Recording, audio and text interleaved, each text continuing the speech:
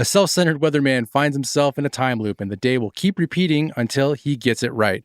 On this episode of Still Holds Up, we're talking about the classic Bill Murray movie, Groundhog Day. Let's get into it.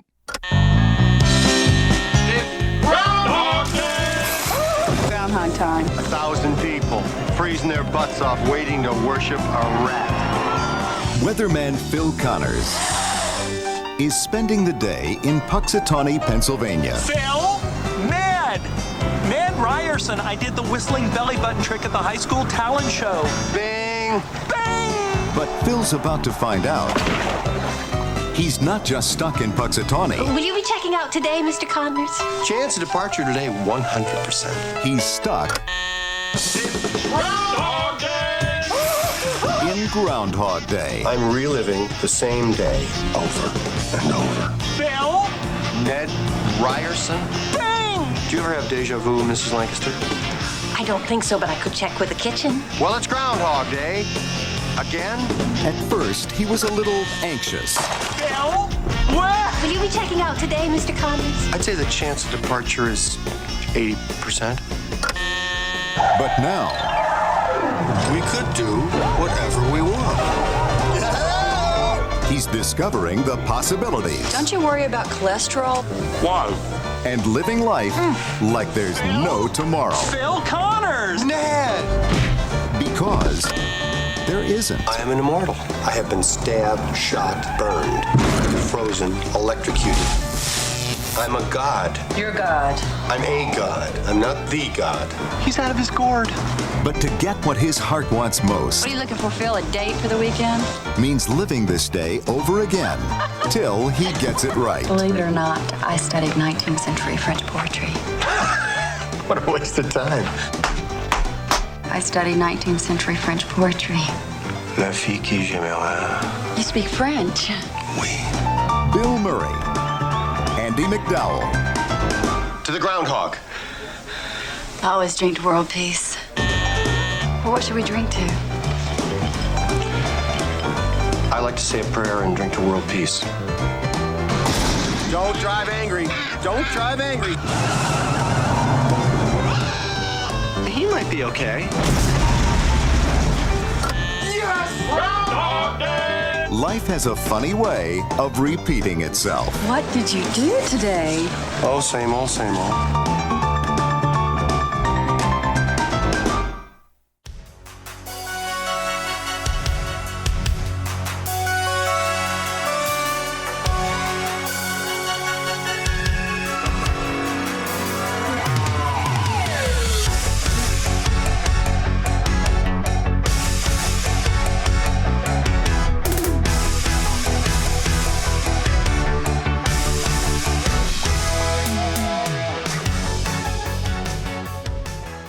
Woo. Max, we are back. It's been a while since we've done one of these podcasts. Yeah, it's a little break from after the holiday. We got into the Last of Us podcast, doing a couple of episodes there. But Yeah. we're back. Yeah. Back Well, better than ever. we're back with another episode. This one's for Groundhog Day. Yeah, apropos, this week is Groundhog Day. It Yeah. is on the 2nd, right? What is that, Thursday? It's this Thursday, yeah. Yeah, this Thursday. Actually, it might be the day we're dropping this episode. Okay, it's today. Real fast, thanks again to everyone who's been supporting us through our, our build-up of this I don't even know how to even say what we are, but we're a podcast group. Anyways, thanks so much to everyone. Thank you to our Patreon producer, Knight Rider 169. You guys can all be a Patreon too if you want to. Patron. You guys can be a patron too. On Patreon. Yeah. Just head over, click the link. All right, enough of that. Let's talk about Groundhog Day. All right, this movie was directed by Harold Ramis, written by Danny Rubin, and screenplay was Harold Ramis. Lead stars are Bill Murray, Andie MacDowell, and Chris Elliott. Chris Elliott's that guy that I always thought would be maybe funnier and stuff. Yes. He's more of a goof, and he doesn't really make you laugh too much. Not that much, but I will always remember him for... The Fingers? Yeah. I'll remember him, yeah. Something about Mary, definitely, for sure. But he was tamed in this one. Yeah, he's got it. Well, I mean, you can't go. There might have been a conversation with Bill Murray and his reps saying this guy needs to. I'm the star. You just need to calm down. Yeah, and he was. know your place. It was Jimmy Olsen in this one. Pretty much. Yeah. Music was composed by. I moved that link. Where'd it go? George Fenton. You may know him from such blockbuster movies as Fool's Gold and The Bounty Hunter with Jennifer Aniston. I didn't see either one of those. Keep going. All right, the movie's rated PG. It was released in February 12th, 1993, and it jumped to number 1 at the box office. Wait, it was released after Groundhog Day? You said February 12th? Yeah, I guess so. Looks like they missed it, but it paid off in the box office. Let's see, the movies that were out around that time were movies that, like, the big blockbuster movies, I guess, they already came out the previous year. So let's see. So Groundhog Day came out at number 1 in the box office. Then there was Sormsby. Never heard of this movie. No. And there's Aladdin, Loaded Weapon 1, funny. Homeworld Bound, The Incredible Journey, Scent of a Woman, Sniper, A Few Good Men, The Vanishing, and The Crying Game. So, but the big movies though in this, like Aladdin, that came out on November 13th. Yeah. Scent of a Woman, December 23rd, 23. And then you've got A Few Good Men, December 11th. And then The Crying Game, November 27th. So those movies have already been out for a while. So when Groundhog Day came out, there wasn't a lot of competition for it. So yeah, I think the following year, I mean, it's kind of famous. 1994, a lot of major movies came out that year. Just dodged those, but yeah. Yeah.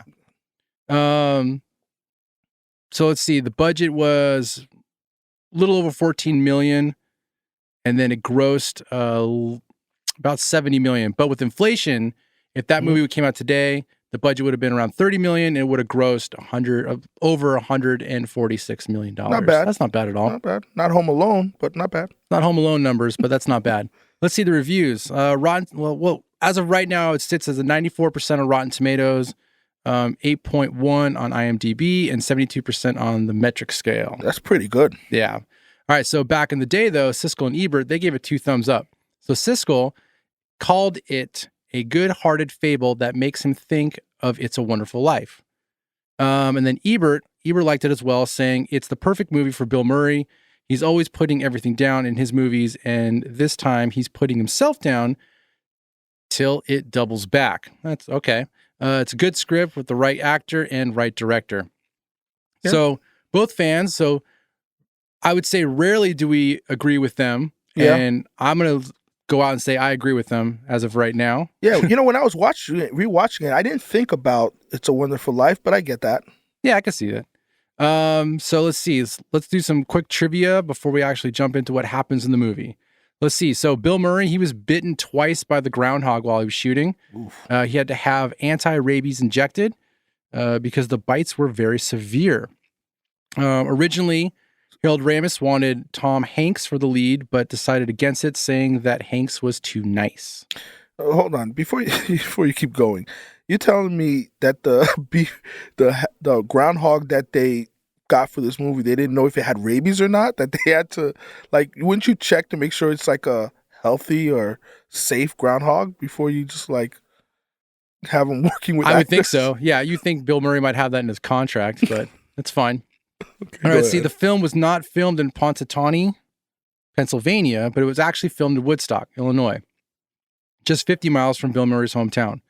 There's a small plaque that reads Bill Murray stepped here. Remember, like every single time in the movie he steps off the curb, and then goes into that giant puddle, they put a plaque there, which is pretty nice, I guess. That's pretty cool. There's another plaque on the building wall at the corner that says Ned's Corner, where Phil Connors was constantly accosted by Ned Reiners.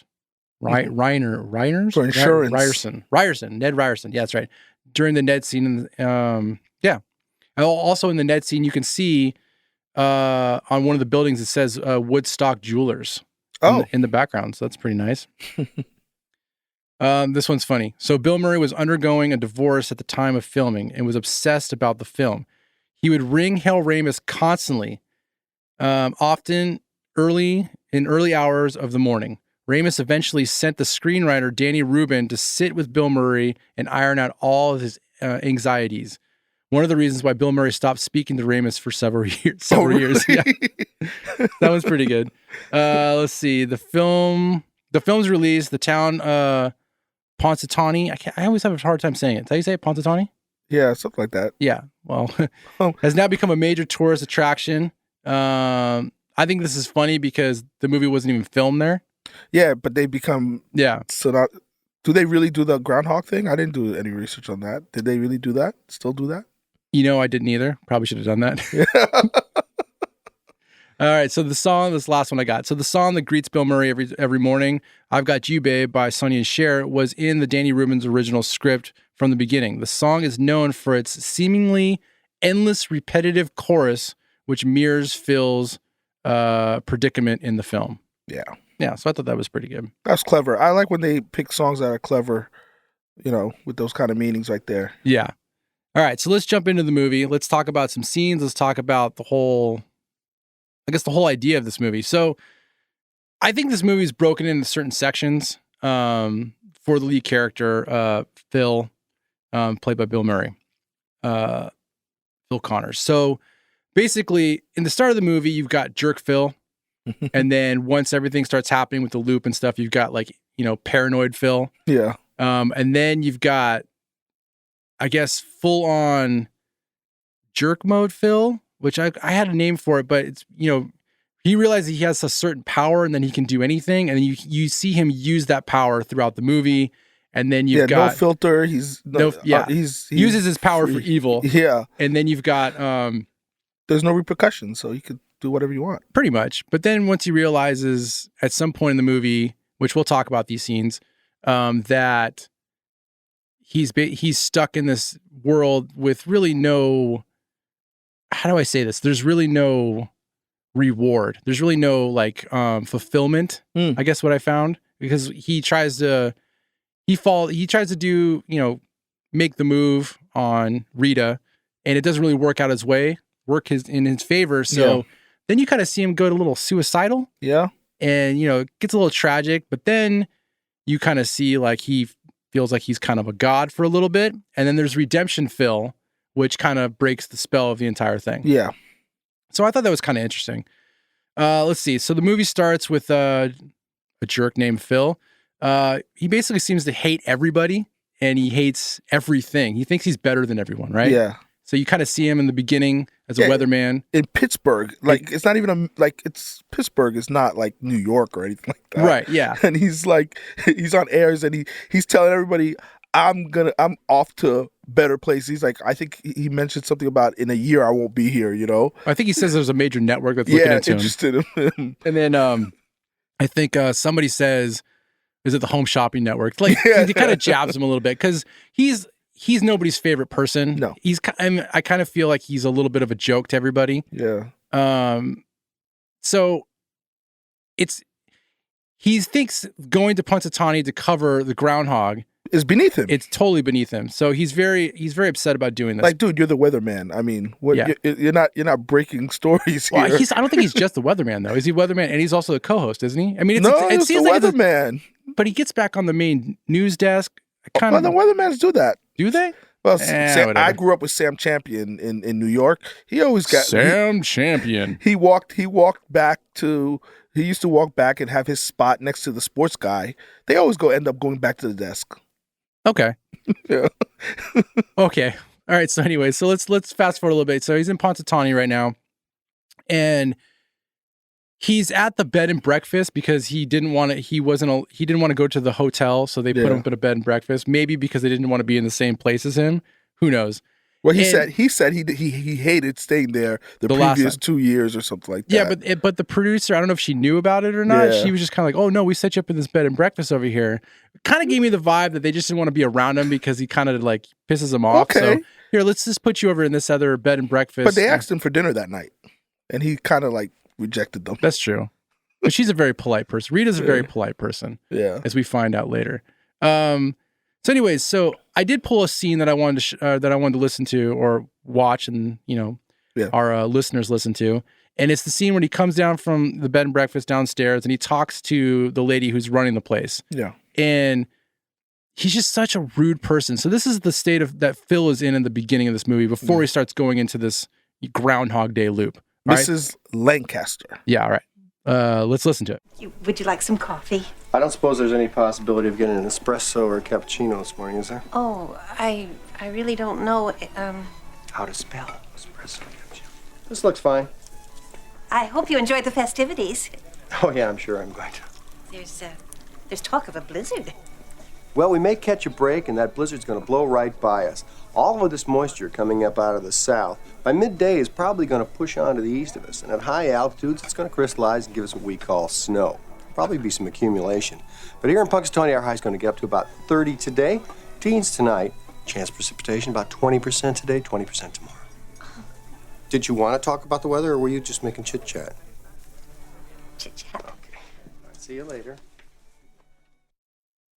He's asking for an espresso and a cappuccino in Punxsutawney, Pennsylvania. Yeah, Come on, dude. That's full on jerk mode. There's no reason to talk to anybody like that. She's just there trying to be helpful. Yeah, someone's granny, man. Yeah. So I mean, that's full on. I mean, in a way, I know we were gonna do Scrooged at some point, and we ended up not doing it. Yeah.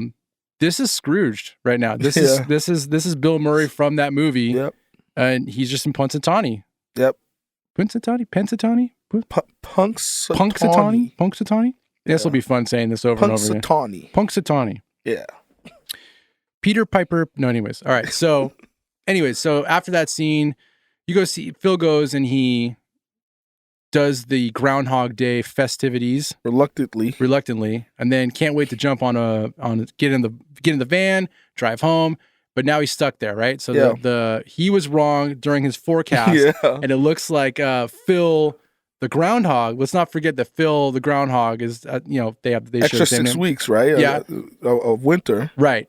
So now he's stuck there. So he's got to go back, hang out. He's a little upset with it. He falls asleep, wakes up the next day, and help me with something before you keep going. Okay. When he comes back, right? He's I don't know. He's at the gas station or something. He's calling.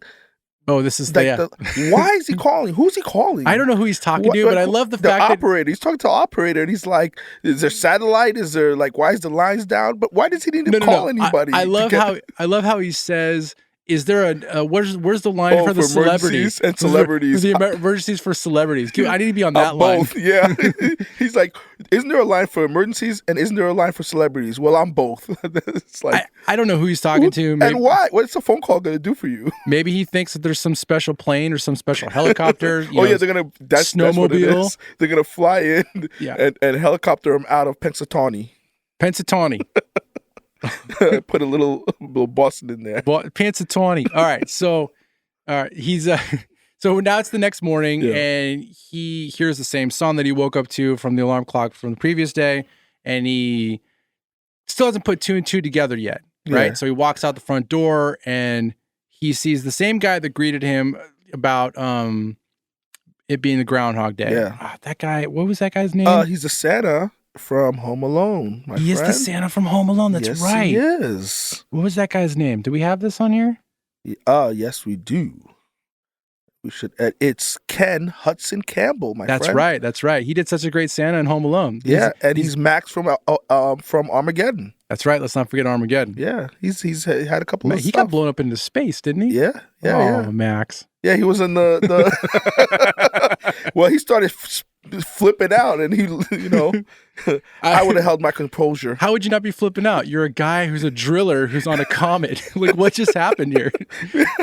That's not what you planned for your life, right? Well, pull it back. We're in Punxsutawney. Yeah, we're in Punxsutawney. We'll do Armageddon another day. Oh, please. I don't know if I want to or not. All right. So anyway, he still hasn't figured it out yet. But as the day moves on and he keeps reliving the same things over and over again, he starts to flip out a little bit, right? Yeah. This is extreme deja vu. Extreme all over again. Yeah, it's maxed out. So I don't remember if he ends up going to another day before he actually goes to Rita for some help. I think it's a couple. Maybe it's the next. Yeah, the next time loop. Yeah, it's the next loop. So finally, he's in full loop now. Yeah. So now he's going to Rita, very sweet producer Rita, and he's actually kind of telling her like the situation that he's in, asking for her help. Yeah. And She talks to him for a little bit. He ends up going to no, he doesn't go to the therapist first. Who does he go to first? No, he thinks he goes. She thinks he's crazy, and Of she course should she see does. a neurologist. Yeah, so he goes and to that's who happens to be Harold Ramis. Yeah, that's right. That's Harold Ramis. Yeah, So he goes sees that, and then she also said go see a psychiatrist. and he sees a psychiatrist. And the guy goes, I really only deal with like families. And then he was proud to have, I have an alcoholic. He's like, I mean, it's Punxsutawney, right? What do they have there? Not too much. Well, they had a neurologist, which was pretty impressive. That was and what was impressive, he got both of these appointments on Groundhog's Day. That same day. Yeah, it seems like that town is built for this holiday. Yeah. Holiday? Is it a holiday? This For them event- it is. For the yeah. a The fact that festival. these guys showed up for work that day is pretty impressive. That is very impressive. And then he's like, Also highly unlikely, but let's move on. very. All right. So as the day goes on, he is now getting into depressed. Yeah. Well, he's still a little He crazy. goes Phil. bowling with a couple of guys from the diner. I don't know if he's bowling. He's just sitting in the bowling alley. He's bowling alley. Apparently, out of all the bars that you found in Punxsutawney, Yeah. you found the bowling alley. He's over there with Gus. Gus is dropping knowledge though. Yeah. About this. Yeah, but so Gus, he's my favorite neighbor. Rick, how do I say his last name? Dukeman? So he's the neighbor from the movie you have not seen yet, which is The Burbs. Yeah. Which is pretty disappointing. It's kind of where we live, man. So he's sitting there with Gus, and he's sitting there with Ralph, who's played by Rick Overton. He's in Willow. And it gets into a little bit of a deep conversation. Yeah. Gus, basically says like, Phil, you're a half empty. Yeah, you're half- a pessimist. Yeah. Yeah. You're not, just all while drunk. all while Gus is drunk. Yeah. giving him knowledge. Yeah. It gets a little deep there for a second, but then they jump in a car. Phil decides to be the designated driver, which I think out of all the things we've seen of him so far is a pretty nice gesture. Let's keep in mind that he hasn't even been, the homeless man's not giving him some money as he's walked by Oh, yeah, him. he's still a jerk. Still like 3 or 4 times at this point now. When he runs into Ned, he's still a jerk. Well, throughout I don't the know whole how thing. you couldn't be a jerk to Ned. Trying to I sell didn't your pull any shirts. scenes for him, but I'm sure if anyone's seen the movie, Ned Ryerson. Yeah. We heard him in the trailer. He's a pretty obnoxious person, so Trying to sell insurance. you don't buy insurance from people like that. Anyways, so the next scene we're going to play is Phil actually realizing that he could do whatever he wants to do without any repercussions. Yeah. Right? So let's take a listen. Let me ask you guys a question. Shoot. What if there were no tomorrow? No tomorrow. That would mean there would be no consequences. There would be no hangovers. We could do whatever we wanted. Ah! That's true. We could do whatever we want.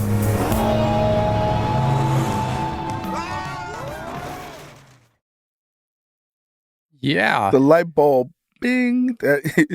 This is where we get, in my opinion, Phil that I think the majority of the people would become at some point. I think all the stages that Phil goes through this movie, I think is probably the stages that most people would go through. And this stage is probably going to be the funnest for most people because I like saying most people, so I'm going to say most people again. I think it's going to be the funnest for everyone. Yeah.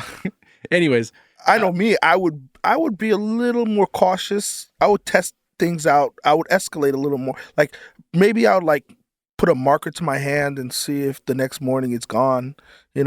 Before I go and do anything crazy. Well, at this point, it's been 4 or 5 days now. But I see when I it's been a while since I've seen this movie. When I saw this scene right here, I thought, is he already going to test his limits, right? The death limit already with 2 people in the car? Because I forgot. Yeah. So obviously that doesn't happen. But you get to see now. He gets arrested. But he starts using his power that he has. It's a power for evil. Yeah, because when he wakes up the next morning and he goes down to Mrs. Lancaster, he kind of asks, "Is there any police looking for me?" Kind of, just to make sure that whatever happens that day really does get wiped, and that's when he really is he's going full force. Yeah, he starts off small. Yeah, getting arrested is okay. Well, we can say this is your marker where he goes to the local diner and he orders everything on the menu. And he sits there and starts eating everything in front of Rita. And she's like, aren't you afraid of like high cholesterol and love handles? Smoking. And then I start thinking of my love handles. I'm like, all right. So, but then you get to see him kind of use his power for manipulation. I guess that would be the best way to say this. No, he's, yeah. Well, this is when we're introduced to Nancy. Yeah. And so speed dating, maybe. Sure, we can call it speed dating. Let's just listen to the scene and then we can talk about the scene. All right, here we go. Hey, did you see the groundhog this morning? Uh-huh. I never miss it. What's your name? Nancy Taylor. And you are? What high school did you go to? What? High school. Lincoln in Pittsburgh. Who are you? Who was your 12th grade English teacher?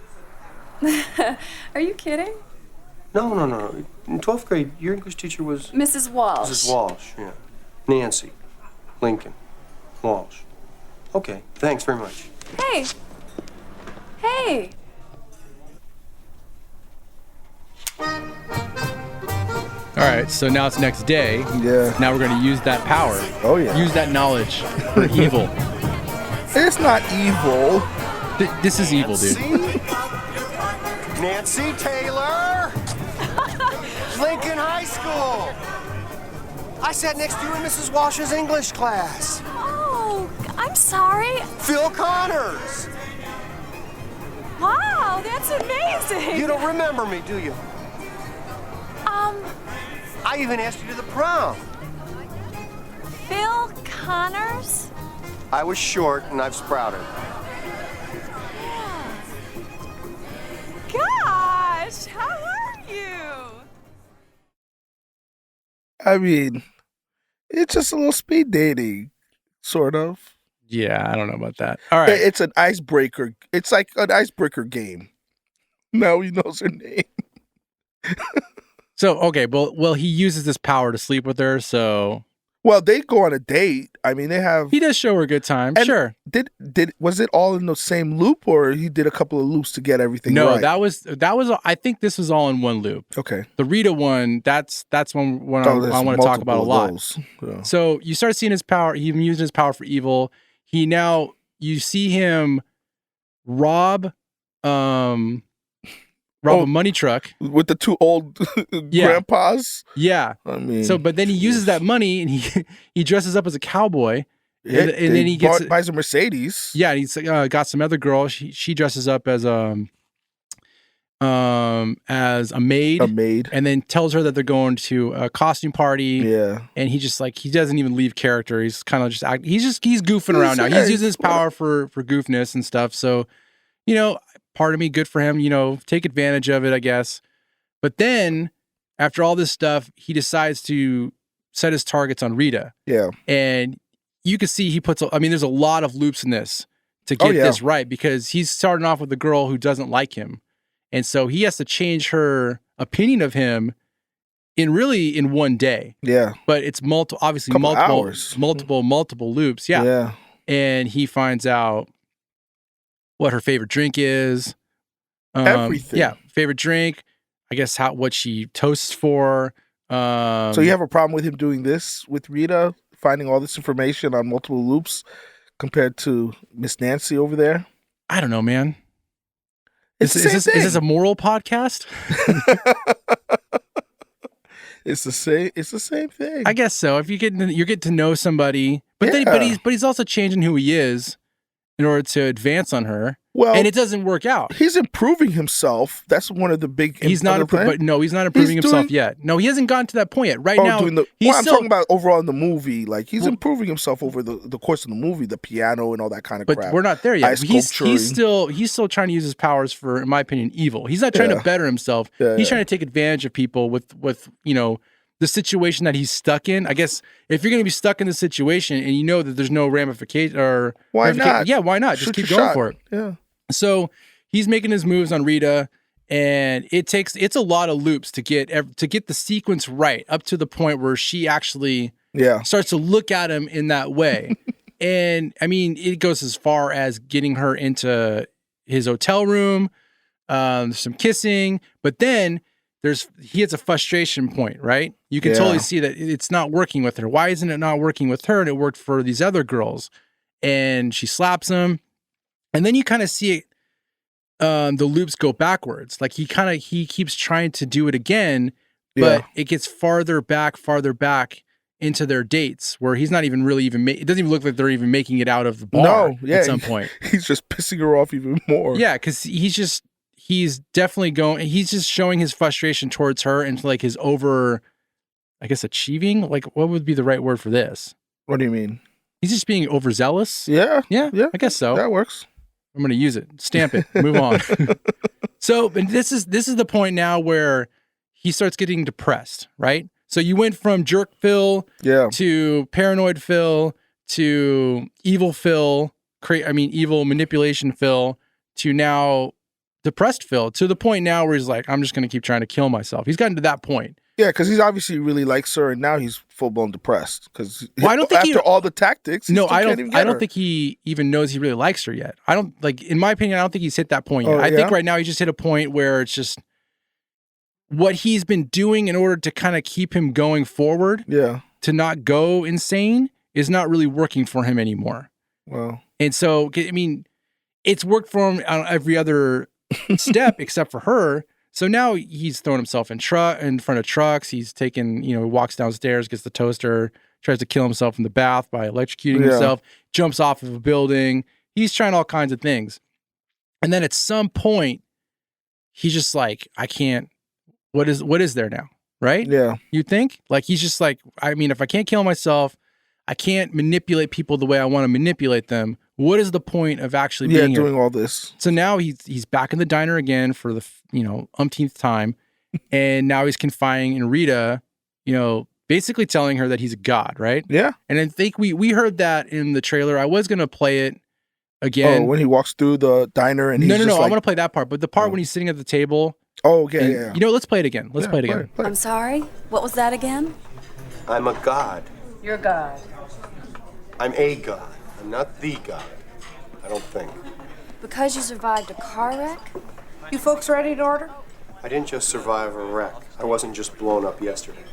I have been stabbed, shot, poisoned, frozen, hung, electrocuted, and burned. Oh, really? And every morning I wake up without a scratch on me, not a dent in the fender. I am an immortal. I love that line. Yeah. I wasn't just blown up yesterday. So now he's confiding in her, he's at the point now, I'm just going to tell her the truth, again, but now he can go a step further. And then in this next scene that I want to play is because all of his time in this town manipulating people, he's basically learned everything about everyone around him. And now he's going to use this knowledge to prove his point to Rita. Yeah, that he's God. Yeah, so. And he mentions he's not God, he's a God. He's a God because he's like, God just knows all. He's been around long enough to know everything. Maybe that's why he knows everything, because he's been around so long. He's been around so long. Right. So let's listen to this scene. I could come back if you're not ready. How do you know I'm not a god? Oh, please. How do you know? Because it's not possible. Doris. This is Doris. Her brother-in-law, Carl, owns this diner. She's worked here since she was 17. More than anything else in her life, she wants to see Paris before she dies. Oh, boy, What are you doing? This is Debbie Kleiser and her fiancé, Fred. Do I know you? They're supposed to be getting married this afternoon, but Debbie is having second thoughts. What? Lovely ring. This is Bill. He's been a waiter for 3 years since he left Penn State and had to get work. He likes the town, he paints toy soldiers, and he's gay. I am. This is Gus. He hates his life here. He wishes he stayed in the Navy. Well, I could have retired on half pay after 20 years. Excuse me, is this some kind of trick? Well, maybe the real God uses tricks. Maybe he's not omnipotent. He's just been around so long, he knows everything. Oh, okay. Well, who's that? This is Tom. He worked in the coal mine until they closed it down. And her? It's Alice. Came over here from Ireland when she was a baby. She lived in Erie most of her life. He's right. And her? Nancy. She works in the dress shop and makes noises like a chipmunk when she gets real excited. Hey! true. How do you know these people? I told you, I know everything. In about 5 seconds, a waiter's gonna drop a tray of dishes. 5, 4, 3, nuts. 2, 1. Okay? Crash. Yeah, so now he's kind of proven his point to her, and in a big way. There's no way that anybody would know all that stuff. Yeah. I mean, not in 1993. Now you could look it all up first before you went into the diner, I guess. Really did some prep work. Yeah. But this now this kind of intrigues her, right? So now she kind of wants to hang out with him for the entire day. Yeah. And they actually spend a day where he's not trying to manipulate her. He's telling her the truth, and they, it leads all the way up to them, in his room, he's not making a move like he was trying to before, and she falls asleep. And that's that point where he says that thing to her. I'm not going to pull it because it's kind of long, longer than what we just listened to. And he then realizes, and he says it like, I love you. Yeah. Right. And so then starts the next day. And now I think you see, I guess it would be a redemption Phil, but then also it's a Phil. Self-improvement Phil. Self-improvement. It's a person who wants to wants to be a better man. Yeah.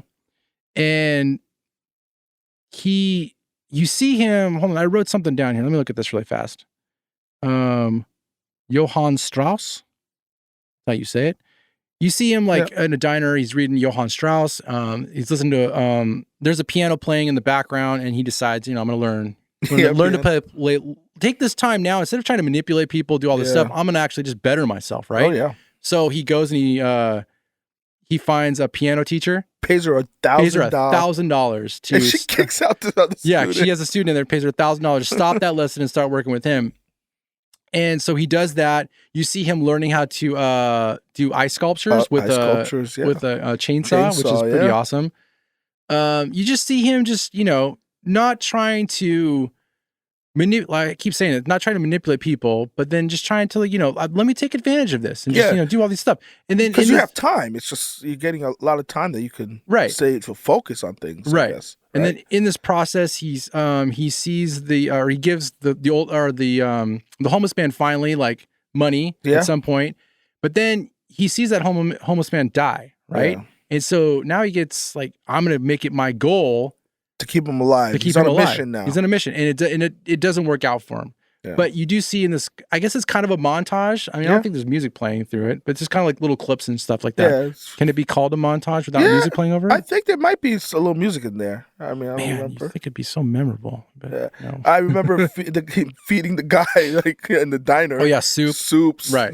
Food's coming out, and and the guy's still passing away. Right. So, but then he actually goes and covers the Groundhog Day again with Phil coming out, the Groundhog. And he gives this heartwarming speech, right? That everybody loves. All the other newsmen are kind of have their microphones in front of him and stuff. Phil, oh man, this is amazing. Phil Connor's, it's awesome. But then Rita kind of takes interest in him, and he's like, no, I got to leave. Yeah. Sorry, I can't talk to you. I got to leave. Maybe we'll talk later. And he goes and he saves some kid. Yeah, falling out of the tree. Yeah, falling out of a tree, which he's done obviously multiple times because he makes a comment to him every single time I save you. You never say thank you. And then he runs into one of the restaurants and saves the mayor. Yeah, because he's choking and dying. Yep. And then he runs over to another place, and these ladies have a flat tire. And so he changes. He's like, I just happen to be here with a tire and Jack, just...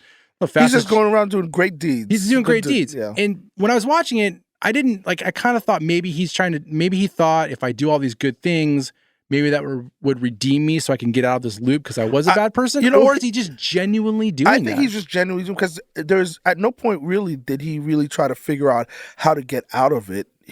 I think this is all genuine. It wasn't him trying to say, maybe if I do good, I'll get out of the loop. So I thought that as well until think about it though. I'm now thinking about this. So let's put this together. Yeah. So I had this whole thing where we have good Phil at the end, right? Yeah. So, but what if though it actually is manipulating Phil? So think about it though. All of the good deeds that he did, right? The saving of people's lives, the changing the tire, to even saving the couple's marriage or couples, getting married and stuff like that. Him learning piano, all comes into one night, right? Mm-hmm. And it makes him seem like he's the greatest person ever to Rita.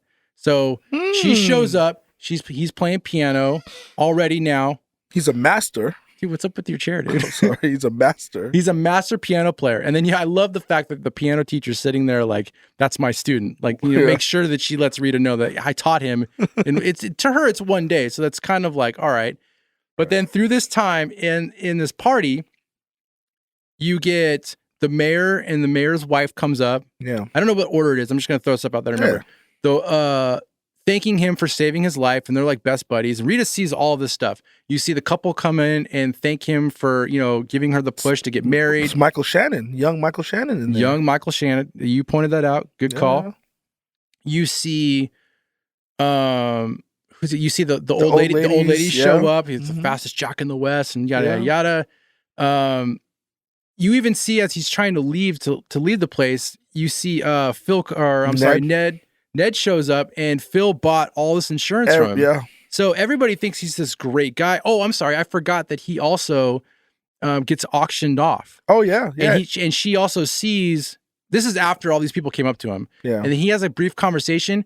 And I thought that maybe he tells her what happened to him, but I guess not. No, I don't think so. But he does have you see them talking in the background. Yeah. But then he gets auctioned off, and she's out, and all these people bid for him, and Rita's the one that actually, She spends all of her money. She empties out her checking account, and then gets him. So she sees all this stuff happening, and then as they leave, right, they stop in, they're on the sidewalk somewhere, and he sculpts a sculpture of her face in ice. That's another thing that he learned. Yeah. So all of his good deeds and all the things that he learned, he uses them all in one night. That's not a bad way to look at it. It's the ultimate. It is the ultimate way to get the love of your life to kind of be interested in you, right? So maybe this kind of sucks. It kind of pulls away from what the movie most likely is. Somebody who redeems himself and becomes a good person. To maybe if you just had to get out of this loop, you just had to sleep with Rita. That was the end goal. Maybe that was the end goal. But they didn't sleep with each other that night. That's right, they didn't. No, because when they woke up the next morning, and she's actually in the bed now. Yeah, and she said that he fell asleep. Yeah, because he had a long day of saving everybody, fixing the town up, and doing so. They never even slept. I bet together. you that you're right. I bet you that was done in purpose, so somebody like me doesn't come to that conclusion because they never actually do sleep together. No. Okay then. But he does says he loves her. Movie saved. He loves her after a very, very long day and a lot of interaction from his perspective. But for her, it's been one day, and they run out, and he basically says, "Let's live here." Yeah, but he says, "We'll rent first. We'll rent. Let's rent first." Yeah.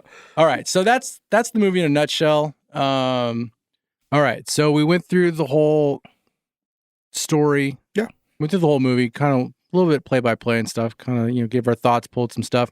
But now let's talk about some fun things. Let's talk about some spin-offs. So I've got 2 spin-offs, right, that I think that would be interesting. The first one is spin-offs or sequels? Spin-off / sequel. Okay. So the first one I think is going to be a dark comedy. A dark comedy. And it's going to star Ned the salesman. So I think that this spin-off, it's still got to be a time loop. Yeah. I had a plot. I don't know if it applies. I think here, Ned is now divorced. He's trying to get back into the dating game. He sees a girl that he likes at the wherever he works at the insurance office. In the insurance office, and he wants to impress her by taking her on a cruise. I don't know. Cruise vacation. Sure, but sounds like something that he's got to raise a bunch of money, and then as that first day. Starts doing it, gets caught in a time loop, and things get pretty dark for him. I see drugs, I see prostitutes, oh my goodness, brothels. There's some weird stuff that happens with Ned. Ned goes into a dark place. He's gonna manipulate some clients to make sure he gets those policies, right? I mean, he's already kind of doing that already, but yeah, with a time loop, he can really take advantage of that. Yeah, but it gets dark. Like we're talking. He's experimenting with everything and anything. Yes. All right. Next spinoff I got is Gus. All right. So I got Gus re-enlisting to the Navy. Yep. Probably like his first day back in, I guess, is there a boot camp in Navy? I think there's boot camp in all military arms of the military, right? But You gotta does he get have, trained, but he's prepare yourself, re-enlisting dude. though. Like he's already been there. Does he need to do he's a boot camp? re-enlisting? No, Yeah. he probably doesn't have to. Maybe a warm-up session. I don't know. I can ask some. We gotta ask some of our military friends. Sure. All right. So, but his first day is a time loop also. Edge of Tomorrow style. So but I mean, That's military time. no, loop. I think Gus. Well, yeah, but Gus, I don't think there's gonna be. He's not gonna see any action. It's more like McHale's Navy with Gus. This is 93. Desert Storm is over, right? Yeah. Yes. No, it's not. It's not? Is it? I believe No, it's still going. Possibly. Look it up real quick. It's going. Okay. It's going. All right. So that's my two spinoffs. Not bad. They're not great. It's pretty difficult with this movie. Bill Murray is obviously the star, but he's really the main. Yeah. Nobody gets any kind of spotlight in this movie other than him. Yeah, Desert Storm was over 2 years prior. February 28th, 1991 was the end of that period of the Gulf War. All right. So Gus is not seeing any action. Hopefully, if anybody didn't know that, you're walking away with some knowledge. There you go. All right. What else you got for me? You got anything? Yeah. I mean, is this your favorite time loop movie? I guess, I don't really know a lot of time loop movies. I know The Edge of Tomorrow. Mm-hmm. There is Source Code. I never saw it. Great movie with Jake. I can't say his last name. Jake Gyllenhaal. I'm not even gonna. Maggie Gyllenhaal. Yeah, I'm not a big fan. She plays Katie Holmes. Yeah, nope, didn't like that at all. Nope. Anyways, don't bring it up. Russian Dolls on Netflix. That's a really good one. I've seen both seasons. My wife watched the first season, and then I watched the second season without her. All right. But that's a good one. But there's a ton of them. There's like so many different versions of this concept on Netflix.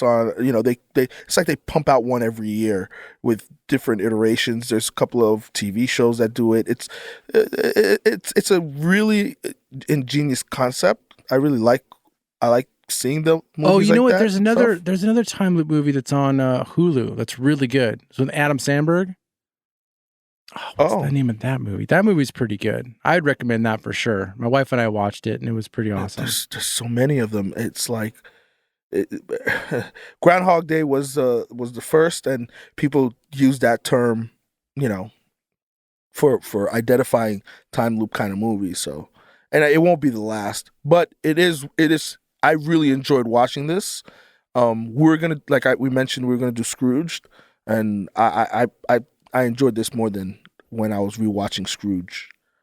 Yeah. Scrooge, we were going to do Scrooge. Scrooge is a little... dated comedy, I'll call it. It was pretty dated. I don't know if that was going to hold up. For me, it wasn't. We talked about it. Yeah. Maybe next Christmas we end up doing it again.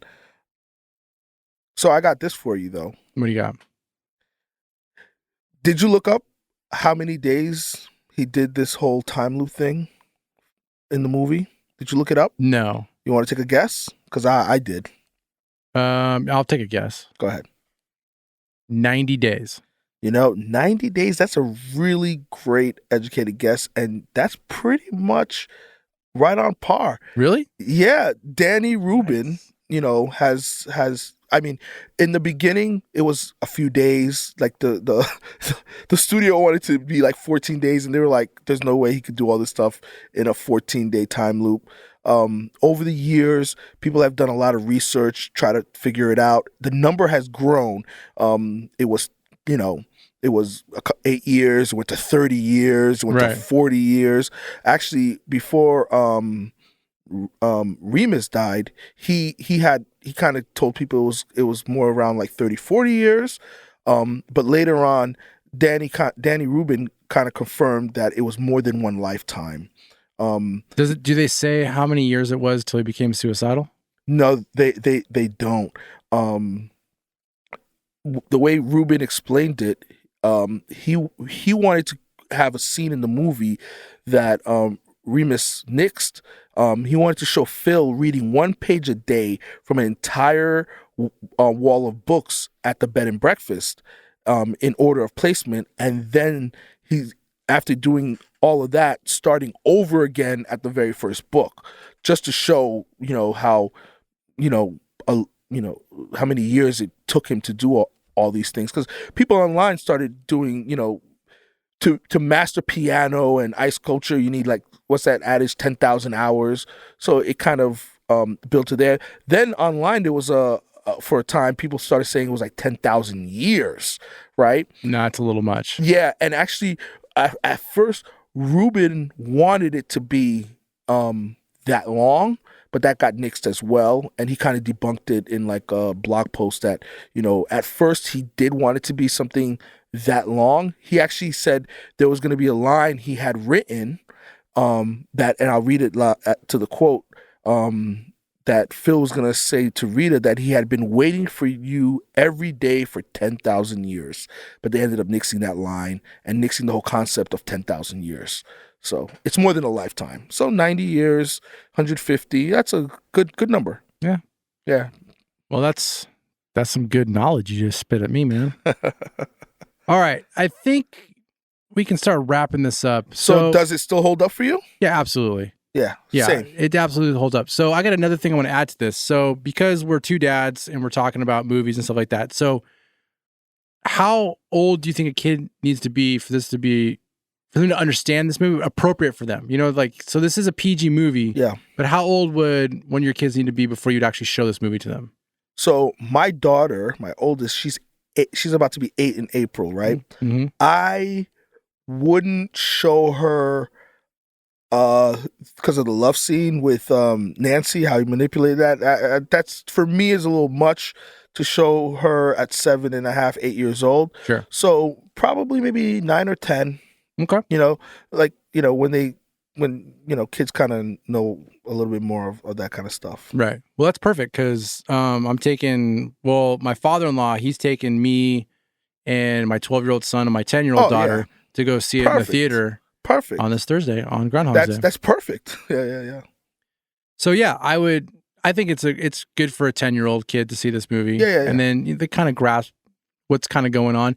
But the only issue is going to be is it doesn't move fast enough for kids that are this age. Rewatching it, I thought the pace was pretty good for a movie in 1993. Right. Like, I really enjoyed everything. The comedy was good. It wasn't too much dated comedy like Scrooge, I'll say. There wasn't a lot of physical comedy because Scrooge had a lot of physical comedy. This had some, but it was good. Like when he, stepping into the puddle and knocking out Ned a couple of times. Right. It was just right. And that's why I think this still holds up. And it will still hold up probably 10 years from now. I think this is an all-timer. Yeah. Yep. Okay. Excellent. All right. Well, thank you to everybody that stuck around to the end of the podcast. Thanks for supporting us. Please feel free to head on over to patreon.com/still, what are we? Rot Your Brain Media. Patreon.com/rotyourbrainmedia. Thanks again to our Patreon producer, Knight Rider 169. And once again, thanks for everybody's support. Without you guys, this community does not grow. Also, for those of you that have been on the Still Holds Up side, don't forget to check out our Last of Us podcast. It goes out every Sunday and Wednesday. So yeah, check that out if you can. And we'll be doing more regular episodes of Still Holds Up. So be on the lookout for new episodes. Yeah, up next, American Ninja. One of my favorites for when I was a kid. Let's see if it still holds up. Let's see if it still holds up. All right, guys. Thank you so much. We'll catch you next time. All right.